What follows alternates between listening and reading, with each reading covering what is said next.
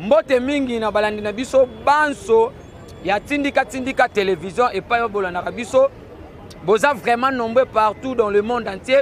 Il y a des gens qui nous suivent en Europe, en Afrique, en Amérique, en Océanie et voire même en Asie. Donc je profite à cette occasion, à cette émission pour vous saluer à toute la diaspora congolaise au soutenir biso depuis conquête et à pouvoir. Vous continuez encore aujourd'hui dans la gestion de la chose publique. Et puis demain, c'est la conservation du pouvoir. Donc c'est votre procureur général pour le peuple congolais. Mais de l'UDPS, la personne qui défend la valeur, la philosophie et puis la doctrine. Donc mbote ma casse vraiment na mon papa Jean-Marie Tchibangu. Qui na Paris déjà, Zanakin. Merci beaucoup papa pour na colis. Sans oublier maman Animula Mana Virginie aux États-Unis d'Amérique. Merci encore maman pour le matériel. Donc maman on a papa va soutenir Arabiso ma casse. Et puis sans oublier nos DG Riffin qui sont depuis Londres, sans oublier son frère Papi Kelly depuis Londres en collaboration toujours pour accompagner la vision du président EPIC sur le plan médiatique. Donc bango baza ko permettre bande ko na biso nyonso o baza na ba fin fond pour balanda biso, sans oublier mon vieux Bengi Carlos depuis Belgique, maman Jackie Makesse depuis Colombe France, boza tellement et belo balanda procureur. Alors les vraies raisons c'est quoi? Le photo solana bino total sabino moi ma mingi oza ko lekana kati mboka na biso. Et il y aura des gens qui vont se poser des questions. Nous sommes devant le temple de la démocratie, nous sommes devant notre siège, l'UDPS son sigle, nous sommes là où on a fait aujourd'hui que Tshisekedi puisse être le vice-président de la SADC, le président de l'Union africaine, parce que déjà depuis 2022, il sera le président de la SADC, en 2023, le président de la SAEC, donc là où il va succéder son homologue qui est Denis Sassou Nguesso, et puis en 2040 c'est l'empereur du Congo, donc ça n'engage que moi. Alors, dans le stade actuel, beaucoup qu'est-ce qui se passe?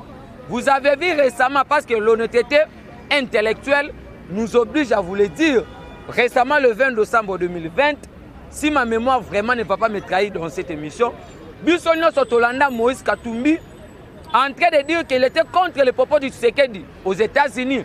Quand le président de la République a dit que non, il ne va pas fouiner au passé. Moïse Katumbi a dit que non, il est contre les propos. Cela veut dire quoi? Pour Moïse Katumbi, il fallait qu'il me conduise à fouiner le passé. À cette époque-là, n'oublions pas que Kabila a traité Moïse Katumbi comme étant un Judas. De l'autre côté aussi, Katumbi a traité Kabila comme étant un assassin qui a tué les Congolais. Et puis, une personne qui a facilité qu'on puisse déshabiller le peuple à l'époque. Autres qui ne font pour déboulonner le système dictatorial, le système Kabili, pour déboulonner la dynastie à Kabila. Qu'est-ce qui se passe maintenant? Vous allez savoir que bisotan toya na politique, tozo qui na ba café politique. Donc ngaku naza est né politique, il y a Moïse Katumbi. Donc Moïse Katumbi c'est un commerçant. Moïse Katumbi il faut diriger ba équipe parce que tu sais que la guerre a déjà commencé, tout le monde de position. Alors, qu'est-ce qui se passe récemment? Vous avez tellement belé bolandanga partout dans le monde entier. Mambo nazo papa Adolphe Moulumba depuis Canada yebi, sans oublier mon vieux Franck Ali na Espagne. Dans le bas yango kala, il y avait une source, il y a risque de faire information que non, il y a une probable coalition en 2023 entre les trois Kaka, Katumbi, Kamere, Kabila. Alors qu'est-ce qui se passe? Katumbi c'est un hypocrite. Dans le bas les sources avec le gouvernement Bima, dans le but, Batonio Sobaye na union sacrée, baye ko soutenir mon quantité, baye pour un intérêt individuel, partisan et puis mesquin. Bref, vous avez vu comment on appelle encore une communication et un sortie médiatique biaisé, un sortie médiatique raté. Il y a Moïse Katumbi récemment en Jeune Afrique. Donc il faut comprendre maintenant que Augustin Kabouya, que je salue en passant, merci beaucoup le CG Tokai Marmonioso. Alors, vous allez savoir que CG Kabouya, c'est lui qui a poussé Katumbi pour bien. Parce que Katumbi a envoyé tous les journalistes clochards. Excusez-moi pour le terme. Nous sommes censés à Rolobango Lelo. Katumbi a acheté des journalistes. Katumbi paye des journalistes. Mais c'est qui n'est pas réel à l'IDPS. À l'IDPS, nous sommes là et non pas pour défendre l'individu, tu sais ce qu'il dit. Nous, on défend la valeur et puis on défend la nation. Bref, vous avez vu Papa Etienne Tshisekedi wa Moulumba via Lala. Donc la personne, il y a Papa Lali. Nous autres, il y a Papa Tokunda Yango. Mais esprit, il y a Papa, na combat, il y a Papa, c'était d'instaurer un véritable état de droit. Yango, il faut continuer. Alors, qu'est-ce qui se passe? Donc, vous comprenez, vous êtes tellement belé, Yawa, nous sommes devant le siège à partir, tout ça, parlementaire debout. Car parce que biso to ma siège a raté et c'est pas wapi bo découvrir biso. Alors, et là qu'on dit maintenant au bino bo na phase wana. Katumbi n'est pas d'abord un Congolais. Il y a une coalition c'est Salemi. Improbable coalition. Il y a autorité politique mais à bazan de quand on soutient la population té. En commençant par Kabila, ce sont les oiseaux de même plumage. Ambongo, Kabila, Sole, Fayoulou Mouzitou, ce sont les oiseaux de même plumage. En commençant par Katumbi, il est né d'abord d'un père grec juif et puis d'une mère zambienne. Parce que la mère, il y a Moïse Katumbi qui est bonne, il y a papa Bakatebe Katoto, pardon, il y a histoire photo et bisabino. Qu'est-ce qui s'est passé? Papa y a Moïse Ayaka Awa, au nom de Nissam Soriano, c'est ça le vrai nom de papa de Moïse Katumbi. Quand il a quitté en Grec en Italie, il est venu ici pour la Mamboa Bilanga. Et Moïse Katumbi a kasi na kolona biloko. Papa wana abala maman moko congolaise. Maman wana bota Katebe Katoto, moi na liboso, ayeko bota Abraham Katoto et puis ayeko bota le nôtre nom a échappé. Tant maman ba Katebe a koufi parce que la maman de Katebe c'est une vraie congolaise. Papa na bango ayeko épouser bonne. Oui. Moi je me limite de vous dire l'histoire avec les investigations qu'on a maintenant à notre possession. Ayeko bala bonne, ayeko sala mosala na ndako wana bonne c'est ça la maman de Moïse Katumbi. Aza Zambia, naza mona chef coutumier, il y a territoire, il y a la poule na kati ya Zambie. Donc Moïse Katumbi né d'un père grec juif, d'une mère zambienne, et puis ses enfants sont des députés en Zambie. Mais Moïse Katumbi demande la présidence, et puis c'est la sorcellerie. De l'autre côté, nous avons un Kabila douteuse de sa nationalité. Kabila comme étant un Rwandais tanzanien, et c'est pour la première fois que Kabila botami na mapasa na bamboka différent. Jeannette na manono Kabila na Rwabora. Aujourd'hui, nous avons un Kamere qui était le représentant Betida burundais na kati ya mboka à l'époque ya Lovanyuma Inikini. Donc, il y a une décortication de la nationalité à Batouana. Nous avons encore un foyer médiocre politicien, un vagabond politique, la personne qui prouve l'inconstance politique et puis la personne qui fait la transhumance politique. De l'autre côté, Camerounais, Tanzanien et Camerounais, Sénégalais. Nous avons un Mouzitou médiocre, le premier ministre que mon pays n'a jamais connu. À l'époque, le chef dépendait du ministère de la Finance. Mouzitou, premier ministre, Mouzitou n'a jamais construit aucune toilette publique na Kikuti. Stone na bandundu ebisaki biso bato balandaka biso. Alors, eloko ni nekoleka. Maintenant, coalition politique basali bénéficiaire les Fati parce que Fati maintenant a une coalition na peuple. Donc l'autorité morale de Fati c'est nous le peuple congolais, c'est nous qui vont évaluer le travail du gouvernement Union Sacrée. Cela veut dire quoi? Bango baza na soutien population. Mais alors qu'est-ce qui se passe? Moïse Katumbi a envoyé ses lobbyistes pour aller éternuer l'image de Tshisekedi dans toutes les ambassades. Dans le Bakayango, le Lobat Mapé Singa raison. En disant que c'est Tshisekedi qui était derrière les propos de Moukouna. Mais quand on a arrêté Moukouna, on n'a jamais vu le Kassayen. Bah, le dit que nous, les ressortissants du Kassayen, nous demandons non. Mais on arrête, on n'a pas encore arrêté Matata Pogno. Il y a un Kaoussis, il y a un député. Aujourd'hui, nous avons un Kaoussis, il y a un député à Maniama qui demande l'autorisation du président Tshisekedi qu'on puisse autoriser l'évacuation sanitaire de Matata Pogno. C'est de la sorcellerie. Alors, qu'est-ce qui se passe maintenant dans le stade? Biso, Toyebi, que Katumbi n'a jamais quitté Kabila. Parce que Mende et Katumbi, la personne qui a travaillé avec Kabila, c'est Katumbi. Mais Katumbi doit savoir, on peut te donner tous les honneurs du monde, mais on ne cède pas la trône à n'importe qui. Même si on se réfère à la constitution zambienne. La Zambie a su indépendance en 1964. Elle a adopté la constitution zambienne en 2016. Et puis l'élection à Bango, qui permet au nouveau président en Zambie, ils ont basé l'article 32 de la constitution zambienne. Où il lobby qu'il faut comme président à Zambie, il faut à l'année d'un père zambien puis d'une mère zambienne. Cela veut dire quoi? Katumbi soit en Italie comme chef de l'État, soit en Zambie comme chef de l'État. Ah ou à peine la loi à Tchani parce qu'en septembre, on va débattre. Il faut les Kato verrouiller le poste stratégique pour éviter Kabila sur le sommet de l'État, pour éviter Martin Fayulu sur le sommet de l'État, pour éviter Batounos Baza douter sur la nationalité, bateau à Tangisa Makile la population congolaise. Alors, si Koyo, Mupandi Moko Basali Kabala Bandoki, la communauté internationale, et comprendre que la Mouka Bazana pour sa élection, la Mouka Bazana pour sa dialogue. Lobby Tolandi, point de presse raté encore. Il y a Martin Fayoulou, il y a Nalingakout Martin, parce que Martin Fayoulou, c'est un vagabond politique. Il ne maîtrise même pas ce qu'il est en train de dire. Il fait ce qu'on appelle en français aimer une chose et son contraire. Prévenir Fayoulou de contradiction en contradiction avec le fameux vérité de Zion. Où en sommes-nous? Il n'a pas eu un gain de cause. Fayoulou lui-même aux États-Unis, il a soutenu les médiocres juristes Théodore Ngoï en disant que Tshisekedi a nommé le juge en violation avec le texte de la Constitution. Alors, biso moto interprète la Constitution, la personne qui peut dire que Tshisekedi a violé le texte, ce sont les gens qui animent la Cour constitutionnelle. Donc, les autorités compétentes, les autorités habilitées. Mais de l'autre côté, Fayoulou revient dire que Tshisekedi c'est son frère. Tout le Moukalobi, Fayoulou a changé de discours. Donc, Fayoulou est déjà perdu dans l'air, maudit politiquement, chaos. Et puis, pour vous dire que non, le seul politicien qui maîtrise aujourd'hui la méandre de la gestion de la Rex publique, c'est Fachi Berton. Prévenez, Bango Balobi qu'il faut bimisa batonanzela, Fayoulou robimisa moto nini. Parce que Fayoulou n'a pas une population. Pourquoi Marc Bandana Tchango? Excusez-moi, c'est parce que la majorité des Congolais sont naïfs. Les lots bato ba obete la Kabila maboko, mais c'est de la sorcellerie. Bato bazolo ba que non Olive a un modèle. Olive n'est pas une modèle dans ce pays. Vous savez à cette époque quand on tuait des gens, Olive n'a jamais construit un ONG juridique pour l'ensemble de Kabila. Il y a des gens qui ont perdu leur vie.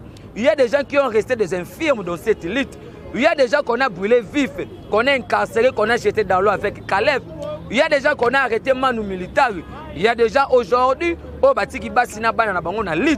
et il y a des gens qui n'ont pas voire même le temps d'aller à l'université par rapport à combat, à soit pouvoir pour l'amboque sur la Congolais. Mais le c'est comme si tous ces gens-là, ils comportent la salle coalition à Kabila. Mais Kabila aussi, mais comment tu FCC? On a compris que Kabila, Kabila n'a point moko. Azama kasi, arande ba professeur imbécilité na tikalo monate. Comment un professeur, il y a l'université Évariste Bochab. Un professeur, même moi je dépasse Bochab. Parce que Bochab dit que le premier ministre a le pouvoir que le président n'en a pas. Mais c'est de la sorcellerie. C'est le président qui nomme, relève, révoque. C'est le président qui nomme le magistrat, nomme le ministre, nomme les DG, accrédite les ambassadeurs, les envoyés extraordinaires. Comment est-ce qu'un premier ministre nommé par le chef de l'État a son pouvoir pour le Kamokondi? Et ça Kindoki. Il y a un moment où l'université a classé en Afrique, c'était cause à Kabila, n'a pas tout entouré. Il y a un moment où Kabila si j'avais 15 collaborateurs, j'allais décoller le Congo. Mais Kabila a été entouré par deux éminents professeurs. N'oublions pas, des Rimova. Mais aujourd'hui, Tshisekedi dénigré dans le parti. On a dit que Tshisekedi n'a pas étudié. Aujourd'hui, Tshisekedi président de l'Union africaine. Aujourd'hui, Tshisekedi vice-président de la SADC, président de la CEC et puis impérial du Congo. Prévenez tous ces gens qui ont de la haine avec le Kassaïen. Je vais vous le démontrer ça aujourd'hui. Alors, qu'est-ce qui se passe? Il n'y a pas eu un détournement ou soit une tentative de détournement entre Gilles Linguette et Tony Mwaba. Il y a juste un problème, il y a compréhension. Mais ce que tu as dit que tu as la mouka balobi que tu as point c'est Pengé, tu n'es pas suivi. J'espère que Pengé suivi que na Tchango. Mais moi qui te parle, je suis suivi dans le monde entier. Il y a des gens oh lelo tu comptes en communication, oh bazana dans souci comment est-ce que mon konzazo tamusa mboka na bango ba congolais. Alors n'est-ce pas papa Timothée Moussou en Allemagne, vous êtes aimé papa Dieu donner Moulumba en Allemagne. Alors et là qu'on dit maintenant bango va comprendre les places wana. C'est parce que déjà Fati pouvoir autorotique à un autre tinali forbo, je m'explique. C'est en conformité avec le texte. La conservation du pouvoir, c'est notre droit le plus légitime. Alors, l'article 5 parle de la souveraineté de l'État. Alors, la majorité parle de la loi de la démocratie parle de la loi de la majorité. Maintenant, tu sais qu'il y a le soutien total de la population. Donc, nous, les peuples, nous sommes au-dessus de la Constitution. Et maintenant, c'est nous qui soutenons le président Fachi. En 2023, nous allons descendre dans la rue pour réclamer le maintien. Il y a Fachi dans le pouvoir et la communauté internationale va prendre des actes. Donc, à le stade, la page a été déjà tournée. Parce qu'aujourd'hui, nous avons fait 37 ans dans la lutte. Il y a conquête, il y a pouvoir. Pose à la table, maman, pépère d'écouter Bomi, tu sali 18 ans. Mais bisous, tu as démocratie, l'état de droit, tout ça, la demande beaucoup aussi. Fachi restera au pouvoir jusqu'à l'avènement de Jésus-Christ. Alors, il y a un moment maintenant, décidé, il y a Moutou Oyo, azana nous célibataires. Parce que décidé, tu as la moelle au Ramouké. Et tu as la sur toute l'étendue de la République. Mais Fayulu va vous parler qu'il avait gagné les élections. De l'autre côté, nous avons un Mbongo, un Chole, un Bokundo, des tribalistes, des aînés, des aigris, des kipides, des gens qui nous ont menés avec leurs propos séparatistes. Que personne ne vous trompe, la loi Tchani ne nous sépare pas. Mboka nyonso zana mibeko nango. Tous sont en Afrique pour tout le monde. Surtout au Sénégal, Ouadé, l'ancien président sénégalais, dans la même partie na Macky Sall. La majorité des présidents africains, babotana mindele. Ancien président sénégal Ouadé a botana étrangère. Baboti Karim Ouadé. Karim Ouadé c'est le fils de Ouadé. Moi na Ouadé abunda comme président sénégalais Simbate. Parce que dans le Sénégal, il peut comme président, il faut un d'un père sénégalais puis d'une mère sénégalaise. Donc, Azoba fonctionne sur le monde, mais comme président. Il y a un moment où Macky Sall a longuement la partie, le Macky Sall a comme président Sénégal. Qu'est-ce que se passe encore? Sauf qu'il y a une histoire, il y a un monde. Le prince de Monaco, Abali da Costa, et la franco-togolaise, le prince de la Monaco, Abala da Costa, non, la franco-togolaise da Costa, sa femme à l'époque, il y a 97, il y a 2000. 10 ou 11 comme ça, son premier fils est né. Tant à reconnaître moi dans le prince de Monaco. Qu'est-ce que le prince avait dit? Prince Alobi, on peut te donner tous les honneurs du monde, mais c'est dans la trône dans Moutouté. Les autres Zalina Arnold Schwarzenegger, Azane d'un père américain et puis d'une mère algérienne. Mais ma beauté en États-Unis, ma beauté en Algérie. On comme président, ça gouverneur en Californie. Donc ma cambo na oloba, maman ni moula mana Virginie États-Unis Amérique. Et bien papa Sam na kati à New York. Et bien sans oublier mon papa Adolphe Moukeni na kati à Canada. Alors et puis Venabiso David Moukeni na kati à Canada. Alors ce qu'on les places pour comprendre que non et pas wapi nyonso. Tout le monde nous avons la maîtrise de ce qu'on est en train de dire. Parce qu'aujourd'hui nous sommes le détenteur du testament politique.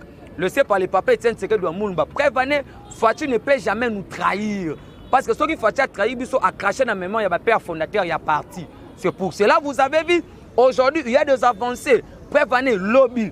Bon, tu as découvert 40 000 écoles les autres qui fonctionnent, il faut arrêter. Alors, successeur, il y a Tony Maba Willy Bakonga. Willy Bakonga na prison, il y a une indemnité de sortie. Oh, qui nous il y a un autre signe, la nationalité de Madame de Sévigné. Donc, nationaliser Madame de Sévigné parce que le sol et le sous-sol appartiennent à l'État congolais. Alors, le chef de l'État, ne mokonzi tozane le mokonzi ya Mbongo, mokonzi ya Fayulu, mokonzi ya Kabila Fachi. Sikoyo, de l'autre côté vous avez vu encore ndenge batu ba yebisi bino que loi Tchani eza séparatiste, loi Tchani eza sécessioniste, loi Tchani eza ségréganiste, loka Moïse Katumbi alobi eza lokuta. Moïse Katumbi okokoma no ministre, mais sans que ministère ya souverain okokoma te. Comme président de l'Assemblée nationale, comme président du Sénat, comme chef d'état-major, admettons Mouzé dans 97, l'accord à l'Émirat. Tout ce qu'on a rapporté cette histoire. Moussa continue l'accord à l'Émirat facilité à côté de Batou. Papa Tshisekedi dans l'anda Mouzé à l'époque, Grand Hôtel, Pullman Lelo. Aïbisa Mbongo ni to futa bateau, Moussa Boya. Moussa comprend le chef d'état-major rwandais, James Kabarebe. Tout le monde est ministre des Affaires étrangères, Bismarck Kara. Donc on comprend que chargé à mission d'état dans la présidence à Mouzé Bougira. Moussa Soutuka Bismakara kanga koloso oyo kia pota na songi na mboka na biso to ye na époque ya Mobutu to moni Ken Wadondo afsida le côté na 97 Mobutu akwei Ken Wadondo na songi na Belgique batunie babi pourquoi kimia bino na Zaïre na zaki na service ya ami na ngai. Nous avons un moment aujourd'hui en Belgique et pas na mboka efe na biso bingi Carlos ndoko comprendre que dans moment bakomi ko sala ba démarche pour entamer la nationalité belge. Nous avons aujourd'hui un José Makila médiocre. Il y a un ministre, Afouka Mela Kabila, la transhumance politique, le vagabondage politique. Et puis, c'est ce qu'on appelle. Il y a vraiment beaucoup à traiter dans Batouana. Il y a un moment où Batouana na haine, na Bakassayen. Mais l'UDPS, c'est Bakassayen. Nous avons des passés à Guili qui sont de l'Équateur, de Cholet, avec Cholet de l'UDPS qui est, il y a Moutouabandundu, de Posa Miyek. Donc en fait, l'UDPS est regroupé dans les colonies.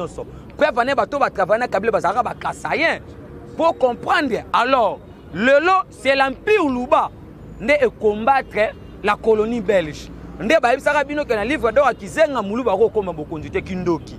Parce que histoire les olobanini, le tout premier docteur en droit Papa Tshisekedi de Mulumba Kassayen. Le tout premier basketteur le plus célèbre au monde Mutombo Dikembe Kassayen. La personne qui joue le lobbying d'administration Biden na compte sa Mokonza Mboka. le tout premier cardinal Maloula Kassayen. Parce que cardinal, tous les médiocre cardinal sans personnalité, sans charisme.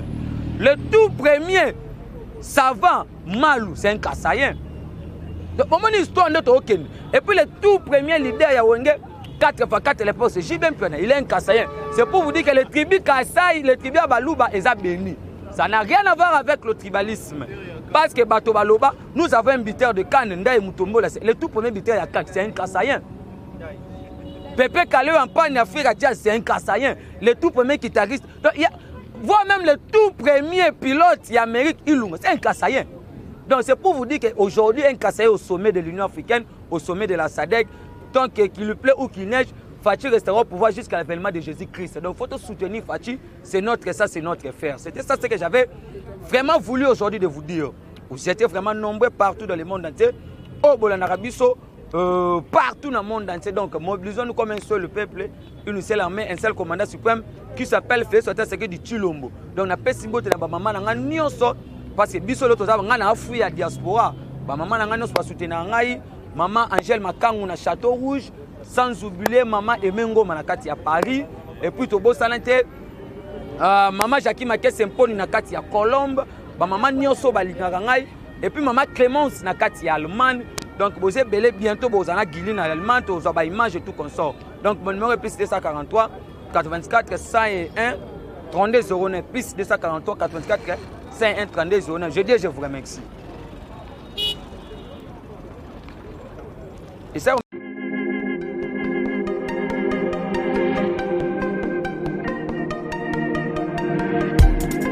Après 25 ans d'expérience, eh oui, de 1995 jusqu'à ce jour, Elton Store, l'unique shop congolais de Londres, la Grande-Bretagne, où il est long, ils allaient la fierté à la communauté nabiso, et surtout, il y a un homme d'affaires congolais sérieux dans la diaspora. Oh yes. C'est créé Elton Store et Zali Kakamoko, le sérieux, à quel na service qui t'a qu'on a client naïe. Avec ma produit naïe, où il y a première classe, il y a qualité supérieure. Oh, il y a ma bombe à Elton Store. Oh yes, mon crime bimbe yeba. Ma maman à Londres va confirmer.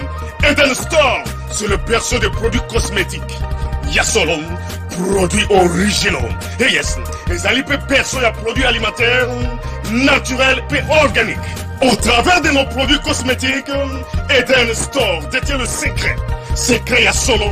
Où ya poso ya maman mwasi kitoko, poso ya mwasi penza bazali kolula, poso ya mwasi mobala kotala ya lembate, poso soko tamboli masanga sima. Eh oui, yango ne ba produit ezoteka na kati ya Elton Store. Na ba produit alimentaire, où ya Elton Store, yango de secret ya cuisine ya maman congolaise. Eh oui, nyonso ko se pensa mobali na yo ezali pondu, matembele, ngai, ndole, fumbwa, ndunda, bilembwe, oyo nyonso penza, oyo kobonga pona cuisine na ezali.